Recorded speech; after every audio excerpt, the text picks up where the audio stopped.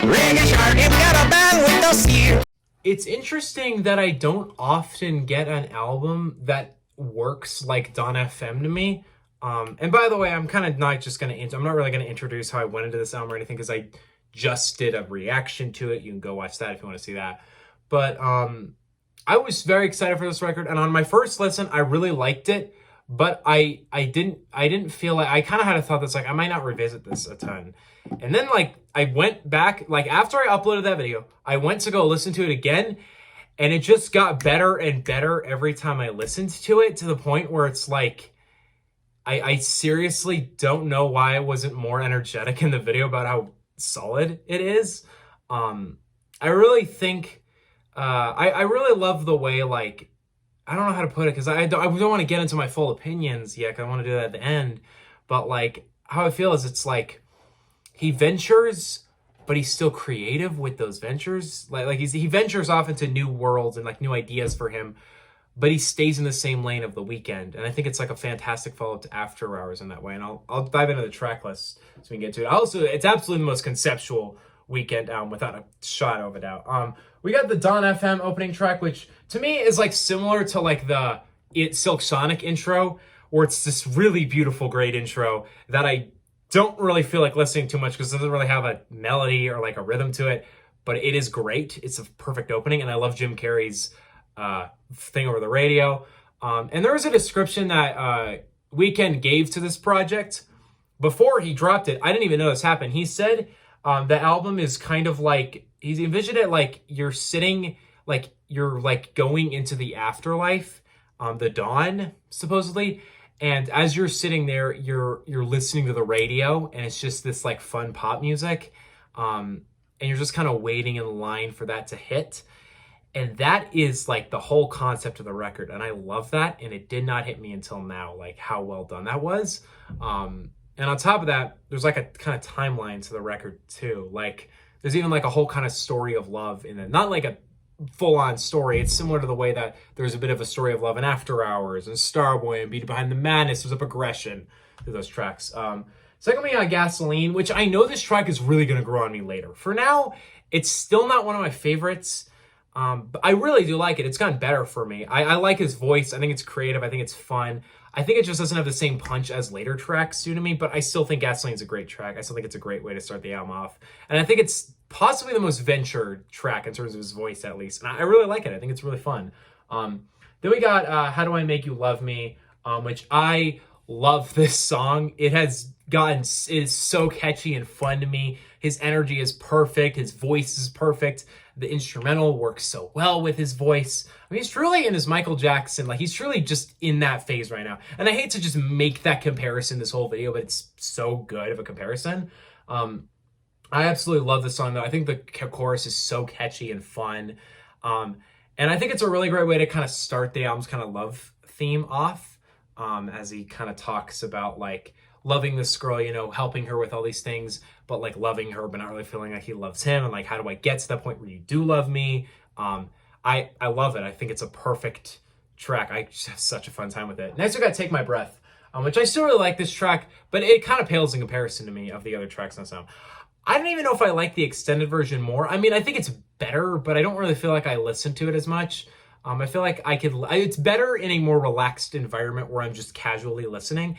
If I'm like taking a walk or something, which is kind of how I listen to a lot of my music, I don't think this is like the version I want. I usually am just going to listen to the single version probably, but I really like this track. I think it's fun. I actually think it's a good single because it sets up the sound of the project without giving away the best material of the project, which I wish artists would do this more. They would save the best tracks for the album.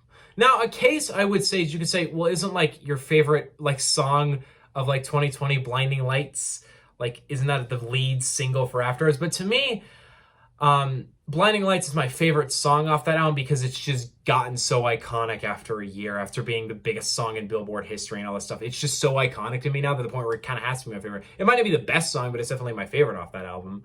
I think the whole idea is that I hate when artists release all of the best songs before it. And this happens way too much because you shouldn't listen to your album and say, that's the best song I want to listen to. Think about what's the most fun song. What's the most song that would introduce them to your new style. do that, or don't release singles at all, because I'm starting to really prefer that style. I haven't listened to a single from I haven't listened to any of the singles or any of the tracks from the Earl Sweatshirt album coming up, because I want to go in completely blind. I'm not going to listen to any singles for Ghetto Gods. I want to go in blind, you know? That's how I feel like more music should be released, and it doesn't seem to happen, and I wish it did. But I know commercially singles are really good, but I mean, you can just release a single on the release date of the album, whatever. I think this was a good single though, and I think it was a good way to kick off the rollout. Next we got Sacrifice, which I am addicted to this song. It is perfect to me. It has the great energy. The guitar is really fun. It's funky. It's perfect. Like it's just such a fun track. I think Abel absolutely does great with that sound. Once again, as you'd expect from him on this album, he knows how to do this 80s style very well. Specifically on this track, though, I just have so much fun with it. It's so catchy. The music video is fantastic as well. It's definitely one of the best songs on the project. Probably my second favorite, actually. This song really has gotten better every time I listen to it. And it's one of those songs that once I finish it, I just want to rewind it. And I try not to do that because I know I'll get really sick of the song fast if I do that. So usually if I'm just listening to music, I'll listen to that song once. Because it gives it room, because if I listen to the same song over and over and over again, I'm going to get really sick of it. So that's how I'm taking in the song, but I love it. I think it's fantastic. Next we got A Tale by Quincy. Also, I do want to say Sacrifice is perfect in the theme of like saying like, look, I love you, but I'm going to sacrifice your love. Like I don't want to sacrifice it for like more of the night, I guess. It's a song I've really not gotten to the theme of as much, but I do like it overall. Next we got A Tale by Quincy, which I feel like this, I don't feel like I get the track, because I don't get the Weeknd situation with his mother.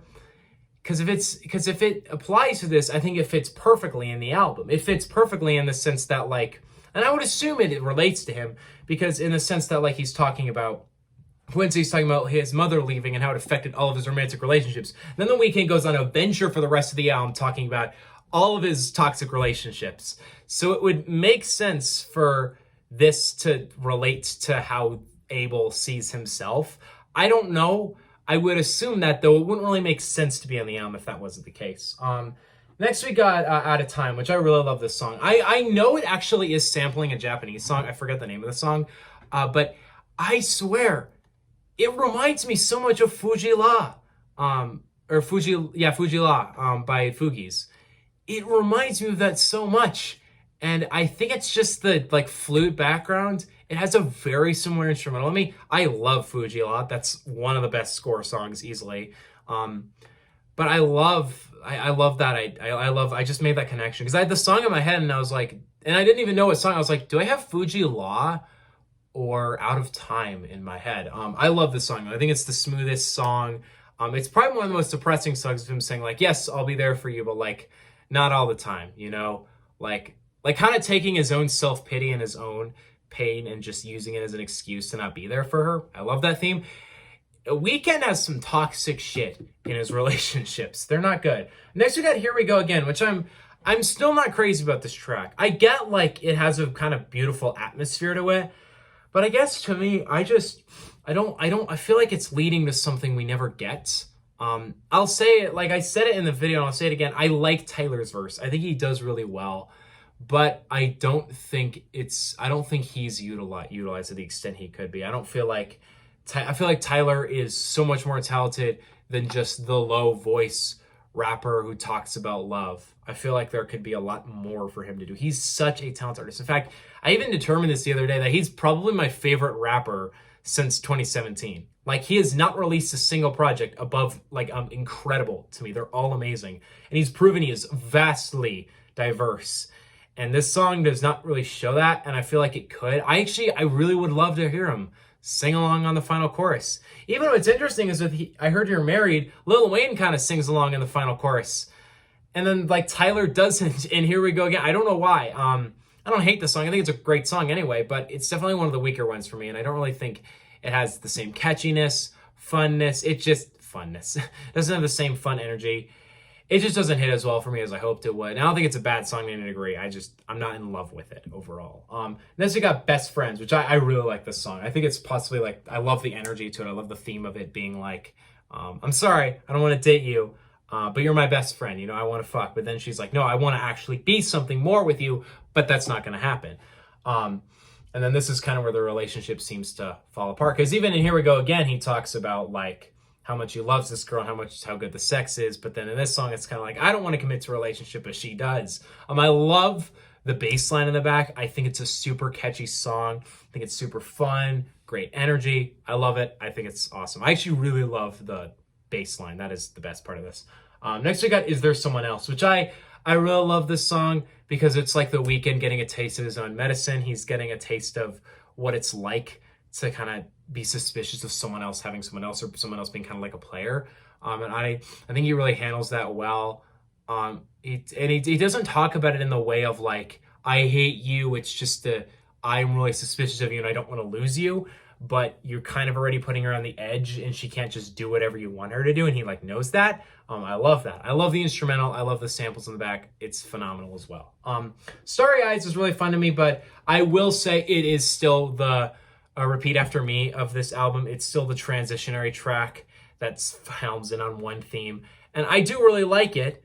I don't love it though. I do think it's really beautiful. I do think it's really pretty. I'm just not crazy about it.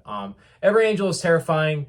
I guess to me it appears like, I don't know if it's just supposed to be like the reaching of the dawn, because the problem with it to me, and the reason why I don't really see that, is because I don't really think a ton changes after this track to the final four. It doesn't really feel like this is where he reaches the afterlife. I feel like it's just more of a reminder of, hey, there is a narrator here as well, and his name is Jim Carrey. And you have this like, I really love the opening synths. I think they're phenomenal. And then you have this like Jim Carrey like talking about, you know, like kind of advertising the afterlife like it's some cool new technology. I think it's actually really creative. I really like it. I actually think the track as a whole is very well put together. I'm trying to figure out why it's in the place it is. Don't Break My Heart I like, but I will say it's a little redundant in the album. I feel like it does repeat themes from the earlier tracks, and I don't really think it like has the same energy as those tracks. It doesn't really do anything for me, and I don't really think it needs to be on the album. I like it. I think it's solid. No track on this album is bad, by the way. They're all great. But this is the one I think that hits the least for me. It's probably my least favorite because I heard Here We Go Again.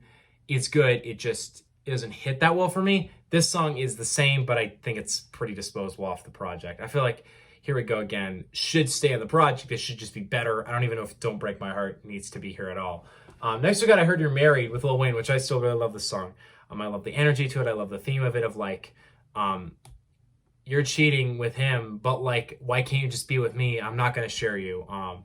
Like, you're too deceitful. I can't be in this. I love that theme. It's a very toxic song as well because you got Lil Wayne on this as well, who kills it. I love his verse. Lil Wayne proves once again he's just a phenomenal, probably one of my favorite feature artists ever at this point. It's a very fun, lovable song. I definitely will highlight for me. Then we have Less Than Zero, which is easily my favorite song on this album. I love this song so goddamn much. It has the perfect finale energy. It's really fast. It's really emotional. The powerful instrumental with his singing is so catchy and lovable. There's not a ton of music that's come out this year, but I think this is definitely my song of the year. It'll take a while to beat it. This song is incredible to me, and I think Abel perfectly handled it as that final track. It actually gets me pretty emotional, and I love it. I'll have a crazy amount of nostalgia for this track in 10 years. Then we got Phantom Regret by Jim, which I really like this. I think this is a phenomenal outro to the album, as Jim really deeply describes death and like how the state you go in when you die. And I think it's a really great way to portray the afterlife, portray how it all happens. And I think it's interesting, the choice of having Jim Carrey do that. In the end, I feel like this album is going to get better for me the more I analyze it. Like, I feel like if I really dive into these lyrics and kind of these themes, I'm still trying to figure out what the connection between the afterlife and this terrible relationship is. And I don't know if the terrible relationship is just I feel like it could just be like a means of discussing his regrets in life and the afterlife as a whole. Because you could argue the relationship is like a reflection of his life when he's dying. Like how everything he's gone through, like every relationship he's gone through is like this. He loves them, but he's not able to commit. and then he learns that they have someone else and he's broken, even though he knows this is something he does to them all the time. I guess you could look at it as like that's what represented his life, are these toxic relationships. And as he's sitting in the radio listening to it, he just keeps like, it's just all the songs are about this relationship in order. And I love it. I think this is easily the most like thematic Abel project yet. And it's definitely one of my favorites from him. I honestly love it. I love it. I think he does so well on this project. I think there are a few skips on it for me to not call it like amazing, but I think it's a really fun entry to his discography, and it's really, really well put together. It's creative. It's fascinating. It's a really good listen. It's a really quick listen as well. It does not feel like it's longer than After Hours, even though, I mean, in runtime it isn't, but it's like about the same length almost in runtime, and it does not feel like that at all. Don FM is fantastic. It's a really solid entry to the Weeknd's catalog. I really, really am impressed by this project. And you know what? I have my issues with it, even though I have, little gripes with it. I think I'm just going to say fuck it and go with an A. Because when I enjoy a project this much and when I'm listening to it this constantly and when I'm this into some of the tracks, I feel like it's close enough to After Hours at that point where I could go with the A rating. So yeah, I'm second A in the Weeknd catalog. So I thought that I would add real quickly that today the Weeknd announced that this is all a trilogy, After Hours, Dawn FM, and whatever the third one is. Most people think the third is going to be called Afterlife, and I think that that is kind of like the transition. So I think the end of this record is that transition to the afterlife, and I think I possibly mistook the Every Angel is Terrifying as the intro into the afterlife. No. The Phantom Regret is the intro into the afterlife, and we're going to see that completed in a new record. I hope it doesn't come out like in like 5 years, but hopefully we'll hear it in the next year or so. Yeah, that was a cool little thing to read. I will be ranking his albums very soon. So yeah, see you guys next time. Peace out. What are you guys' thoughts on Dawn FM? Peace out. Bye. Before I leave, Earl Sweatshirts, FKA Twigs, and Corday, all next Friday. Probably in that order, because that's the order of how I'm excited for them. See you guys next time. Peace out. Bye.